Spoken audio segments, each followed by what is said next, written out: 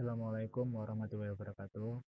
Perkenalkan nama saya Muhammad Doni Ardiansyah dengan NPI 1482400064 kelas B.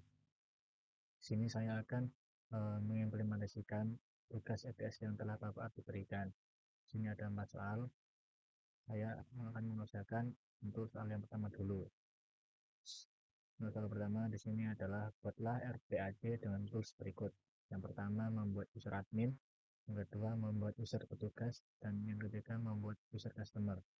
Dan masing-masing mempunyai akses CRUD untuk admin, read dan update saja untuk petugas, dan akses read saja untuk customer. Di PHP MyAdmin saya sudah membuat database RPAD yang dimana terdapat tabel produk yang nantinya akan menguji eh, akses dari masing-masing user yang telah dibuat. Di sini saya belum membuat user, saya akan membuat usernya terlebih dahulu. Saya akan membuat user admin.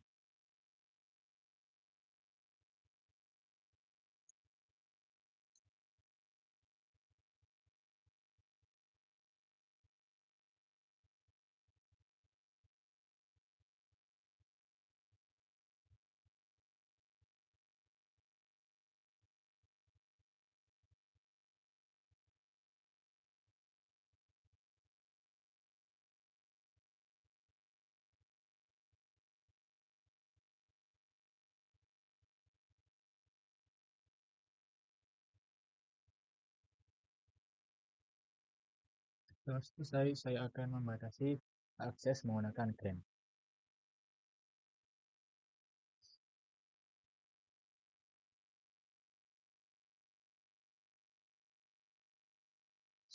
Pertama akan memberikan semua all privilege untuk user admin.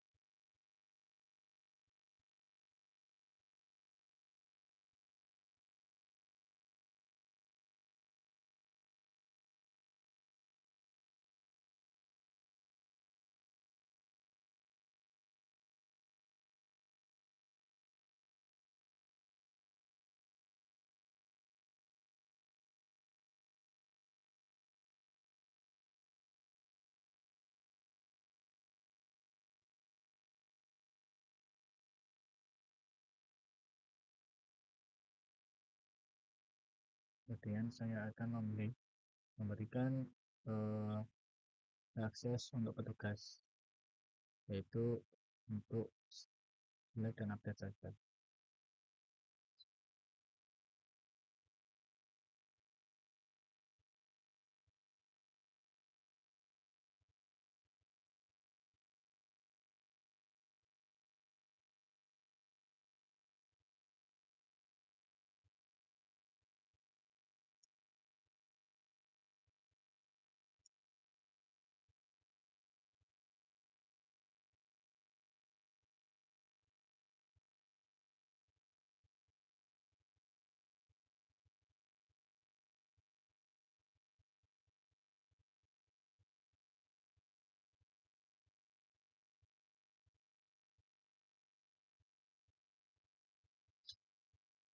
Dan terakhir saya akan memberikan akses kepada customer.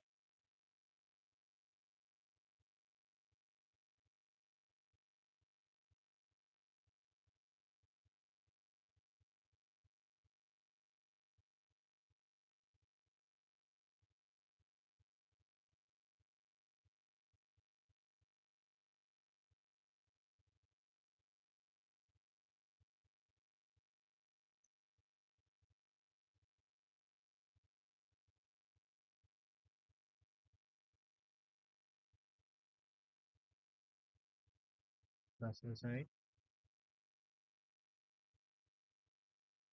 saya akan mengaktifkan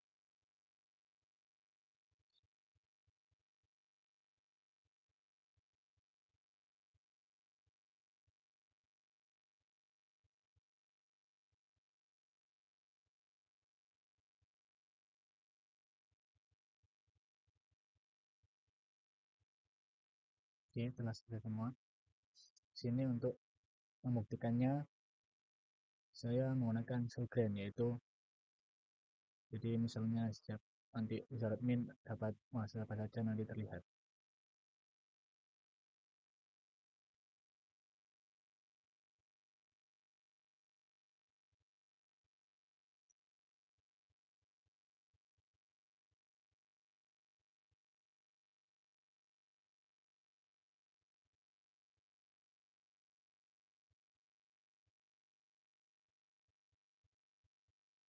Sini saya akan melihatkan akses untuk admin terlebih dahulu. Mohon maaf ada kesalahan di sini kurang Pak.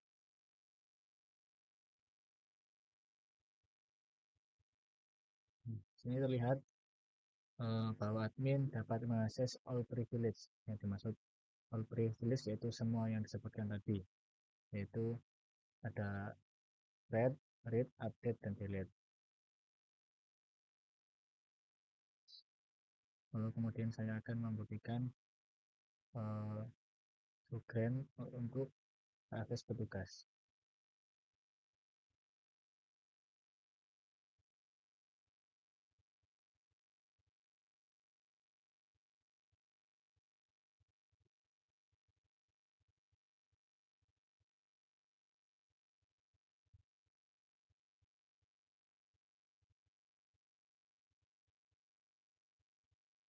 Ini terlihat untuk user petugas terdapat akses, yaitu yang pertama ada select dan update sesuai dengan arahan yang telah Bapak berikan, yaitu dapat mengakses membaca, yaitu select atau update saja.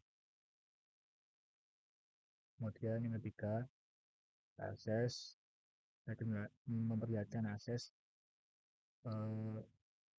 user.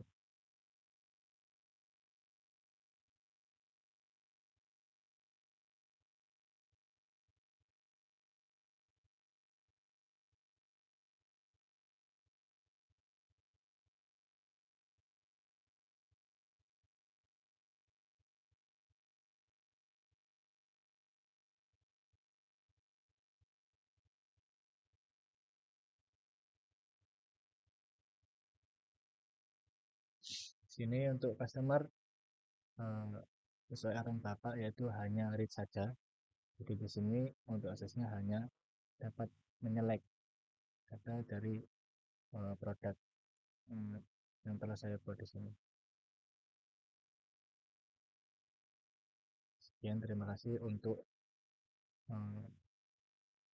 tugas yang pertama ini.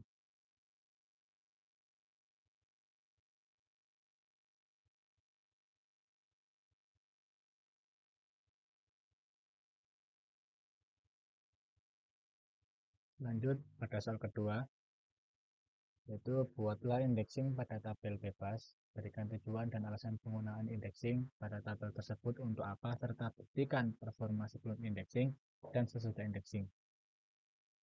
Jadi sebelumnya saya akan menjelaskan apa itu indexing. Yang pastinya indexing yaitu cara kita untuk meningkatkan kecepatan proses pada pencarian data, khususnya pada kolom yang sering menggunakan perintah where. Seperti nantinya saya akan mencontohkan dalam kolom nama customer. Jadi dengan adanya indeks, di situ kita menambahkan struktur data tambahan yang menyimpan nilai dari kolom yang kita isikan, dan nantinya ketika kita memanggil kolom tersebut, sistem akan langsung memproses cepat tanpa membaca semua data yang ada di database. Jadi langsung ke tempat yang kita panggil. Langsung saja kita praktekkan. Di sini saya sudah membuat database dan tabelnya, tabel reservasi. Sini mempunyai kolom ID reservasi, nama customer, tanggal check-in, tanggal check-out, total harga, dan status. Di sini saya ingin mengindeks nama customer.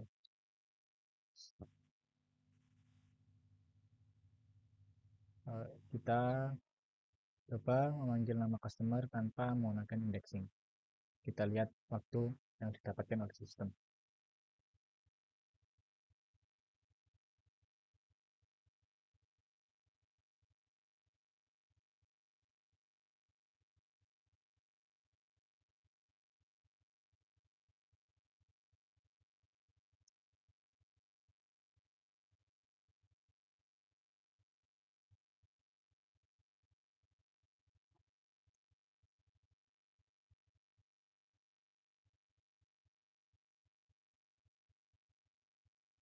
Kita cek tes.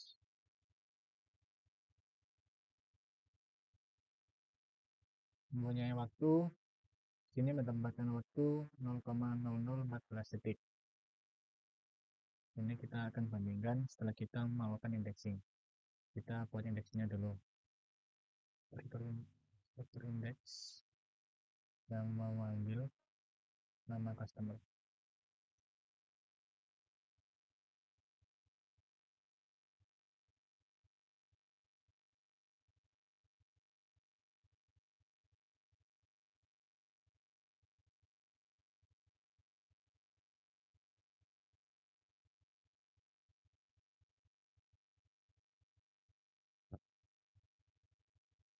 Indeks ditambahkan.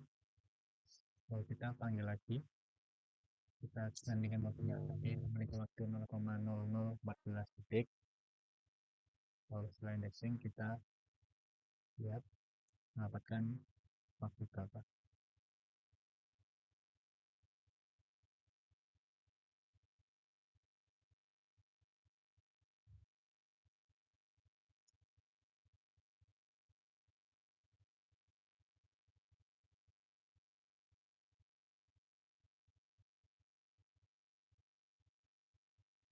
Oke, kita lihat.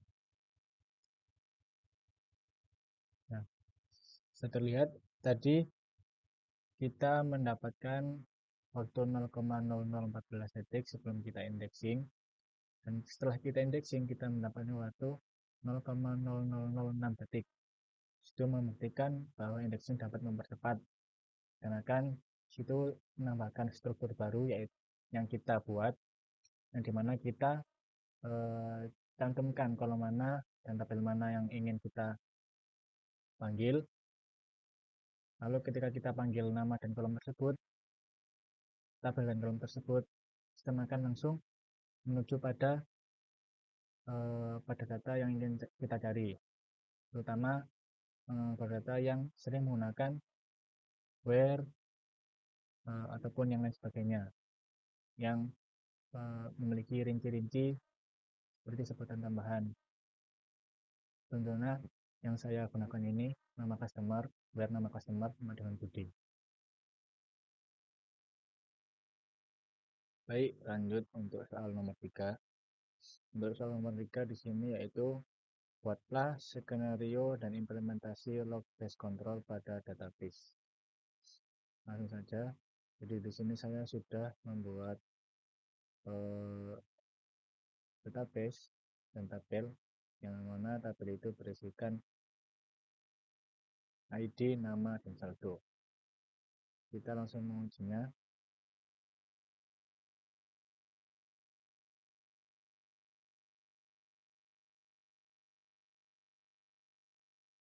Di sini kita menggunakan dua tab query, yang dimana untuk query pertama nanti akan mengirim update, setelah transaction dan update, tapi tidak di-commit dahulu karena kita mengetes yang menggabungkan dua transaksi sekaligus.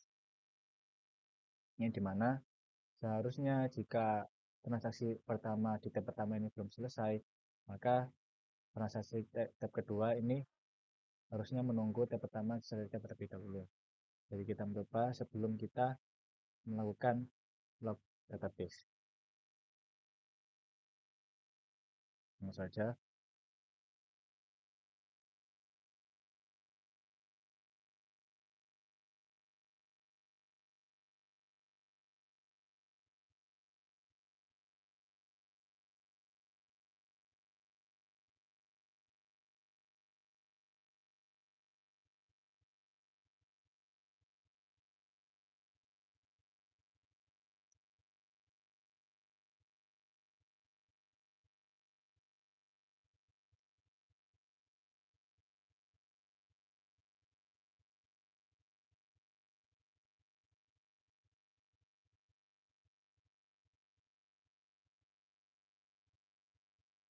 Oke, di sini kita standardization ada nafas saldo, saldo saldo yang pernah layani dikurangi seharga 200.000 yang dimana saldo awalnya itu ada 1 juta. Untuk yang tab kedua nanti juga bersihkan seperti ini mirip, tapi yang di tab kedua kita kami terlebih dahulu sebelum tab 1. Yang seharusnya tab 2 ini menunggu tab 1 terlebih dahulu untuk kemudian menyelesaikan tugasnya. Oke, di sini saya sudah mengenter di save tapi belum di commit. Kita lanjut.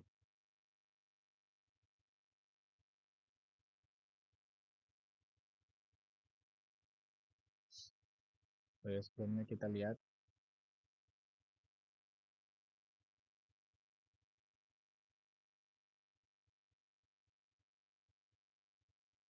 bahwa akun masih tetap saldonya yaitu banyak 1 juta.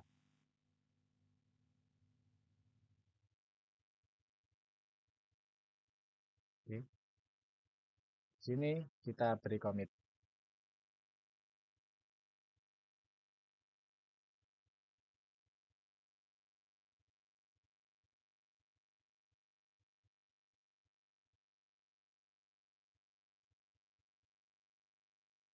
Hmm. Seharusnya commit pada tab 2 ini eh, tidak bisa dilakukan dikarenakan transaksi tadi yang pada eh, tab pertama belum di commit. Yang seharusnya berkurang sebanyak 400.000 yang awalnya 1 juta menjadi 600. Jadi di sini hanya berkurang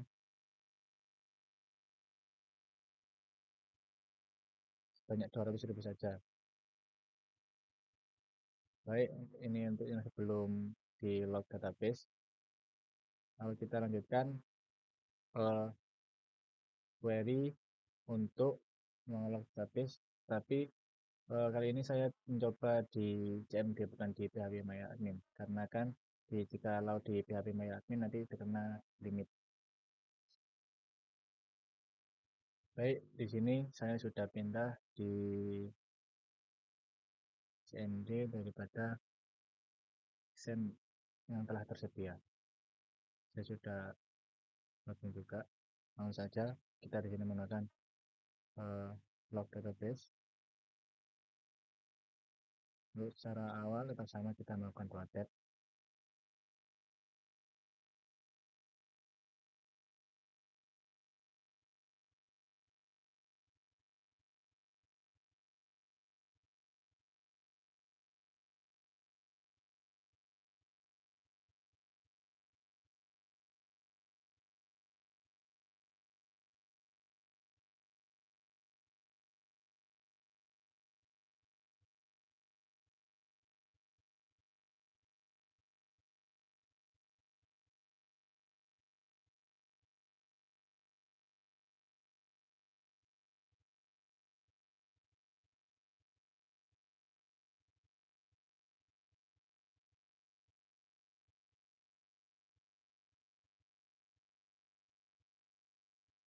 Di sini kita menggunakan untuk mengunci agar proses di tab kedua tidak dapat dijalankan untuk agar bisa tidak bertabrakan, kita menggunakan for update dalam select dalam membaca akun. Untuk merubahnya,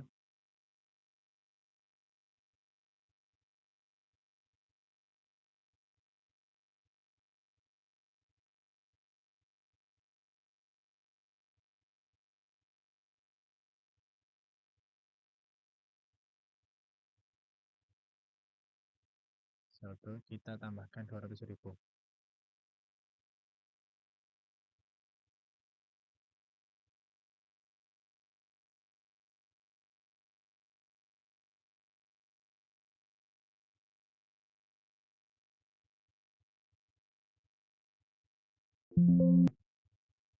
Saya lupa menambahkan titik koma. Saya ulangi lagi, Pak.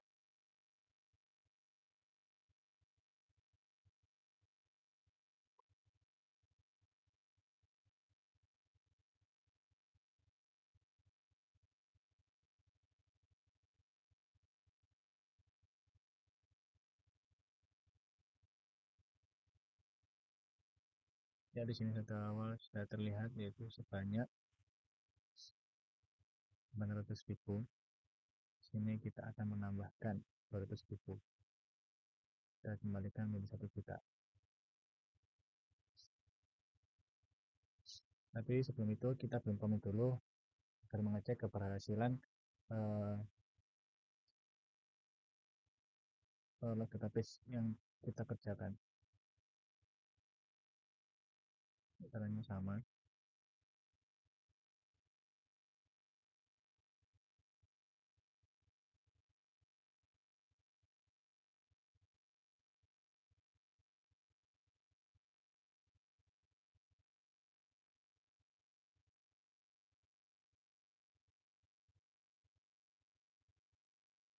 Nah, di sini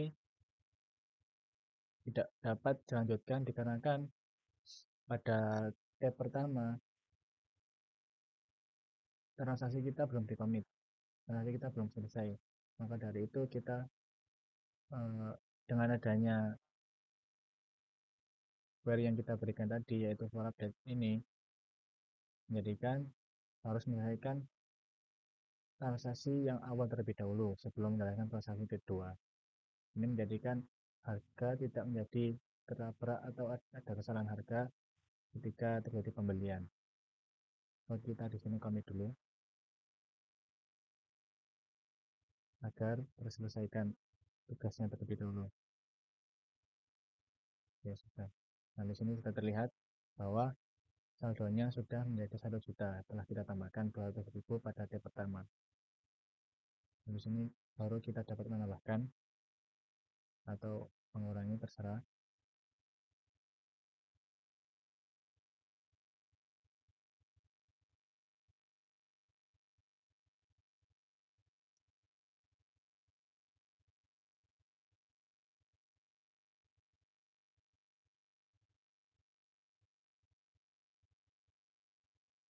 Kita tambahkan lagi. Kalau kita komit. Nah, perbedaan dari yang tadi adalah eh, pada saat tab pertama belum komit, belum menyelesaikan transaksi, pada tab kedua ini sudah dapat dijalankan tanpa menunggu transaksi selesai pada tab pertama. Itu menjadikan harga bertabrakan dan kesalahan pada sistem yang mungkin dapat dibuat eh, di perusahaan atau toko-toko yang menggunakan database. Ya, sekian untuk nomor 3.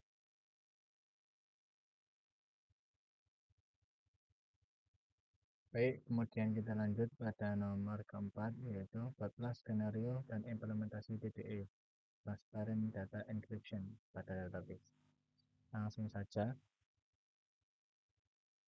Sini sebelumnya saya sudah membuat database dan tabel baru, yaitu data pendaki. Di sini temannya saya menggunakan eh, penyimpanan data pendaki. Ini saja. Untuk mengisikan enkripsinya, kita sebenarnya perlu kunci terlebih dahulu. Nah, kunci ini berguna untuk menambahkan enkripsi dan menambahkan hasil deskripsi data yang nantinya akan ditampilkan.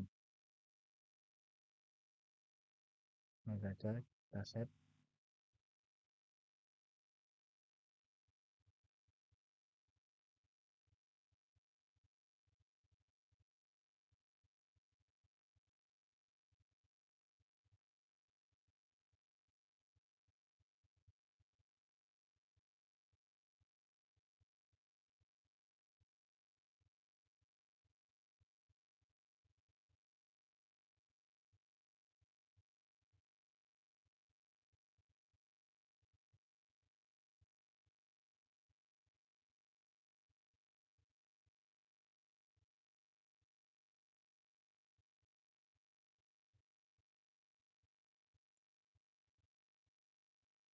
Oke, untuk emailnya kita set seperti ini.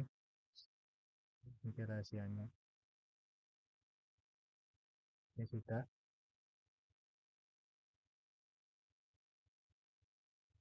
Kemudian kita menambahkan data pada tabel data pendaki yang tadinya sudah kita buat sebelumnya, tapi kita belum isi. Kita isi terlebih dahulu.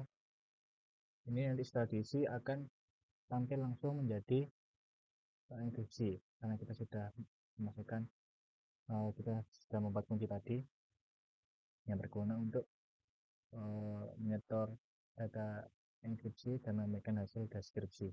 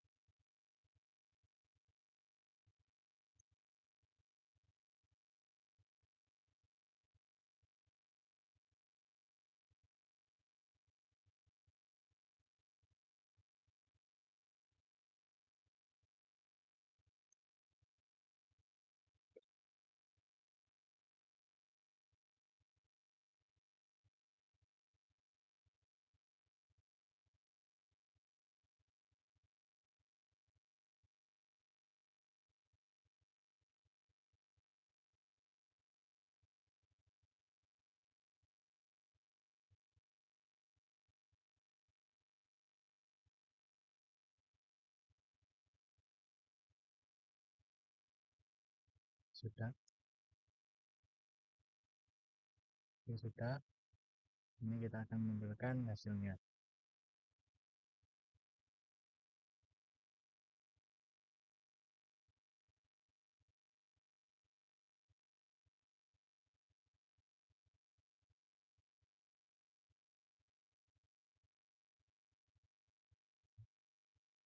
Nah, di sini terlihat. Ini melanjutkannya di saya akan menampilkannya di CMD-nya Sen. Baik, di sini saya melanjutkan error tadi. Di sini saya telah menambahkan lagi di mana saya telah membuat key dan menginsert terpendaki. Dikarenakan yang tadi di PHP MyAdmin error, saya mencoba di sini. Oke, kita langsung melihat apakah kunci kita, enkripsi kita berhasil atau tidak. Sini langsung saja.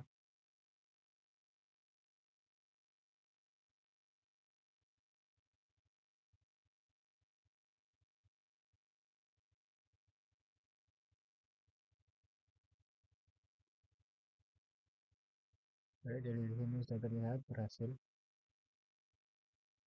Untuk data ini, data sesi tadi yang error.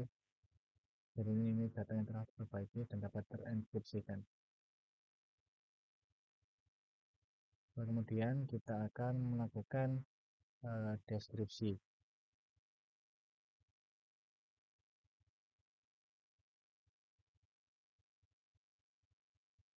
yaitu dengan menggunakan IceDescript.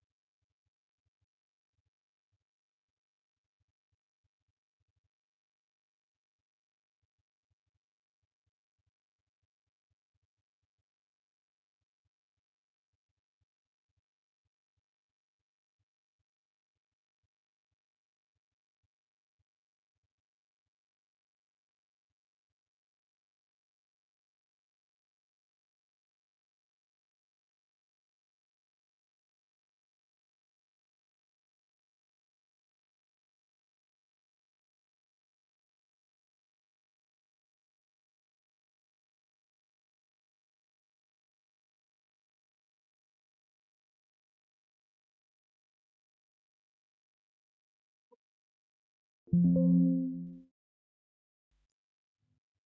maaf udah kesalahan singkat.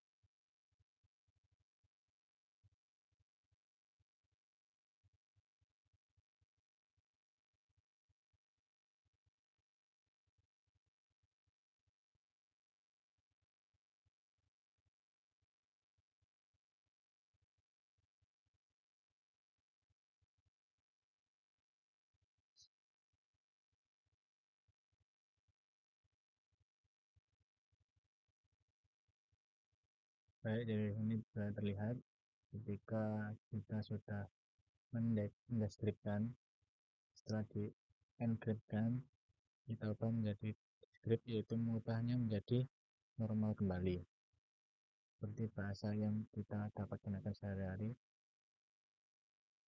Oke, terima kasih. Mohon maaf Bapak apabila saya ada salah kata atau salah pemahaman yang telah saya buat maupun sengaja ataupun tidak sengaja. Terima kasih. Wassalamualaikum warahmatullahi wabarakatuh.